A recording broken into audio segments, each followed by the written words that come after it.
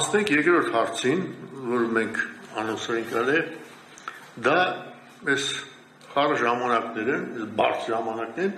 մենք էլ այդ մեր երկրորդ ու երրորդ նախագահների թիմերի փոխհրաձգությունը։ Մեր դարձը քիչ էր, մեկ էլ էս, ինչա բերելու դա հենց։ Ես ընդամենը գիտեք, որ ես այդ վեճին չեմ միջամտել, հրապարակավ,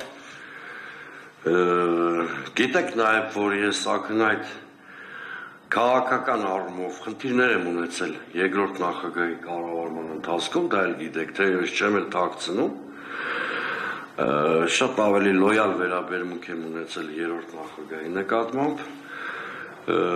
իսկն ես արձանագրումները անում եմ, բայց ես մի հորդոր կհղեի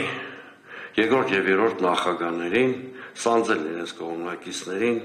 և թույլ չտալ ես բևեռացումը, այդ հակադրությունը երկրին ունդիմությանը ոչինչ չի տալիս։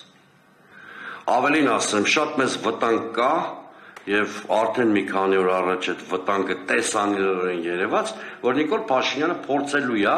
այս հակադրության մոդերատոր դառնալ։ Հիշում եք, չէ՞, ստատուսներով ոնց էր միջամտում այդ հակադրությանը, կարևոր չի իշկեր բովանդակային առումով ինչպես է միջամտում, ընդհանրապես պետք է թույլ չտալ միջամտության այդ դաշտը։ Ես ընդդիմադիր հարգելի գործընկերներին խորհուրդ կտամ, կհորդորեմ, ով բերեց Նիկոլ Փաշինյանին հարցի փոխարեն կենտրոնանալ ինչպես հեռացնել Նիկոլ Փաշինյանին Պանաձևի վրա։ Ես ավելի շատ չեմ ուզում այդ վեճին միջամտեմ, ինչ-որ սուբյեկտիվ կարծիքներ հայտնեմ, ես երբեք չեմ թաքցրել, որ Հայաստանի Հանրապետական կուսակցության շարքերում ունեմ ընկերներ։ Սրանով հանդերձ ես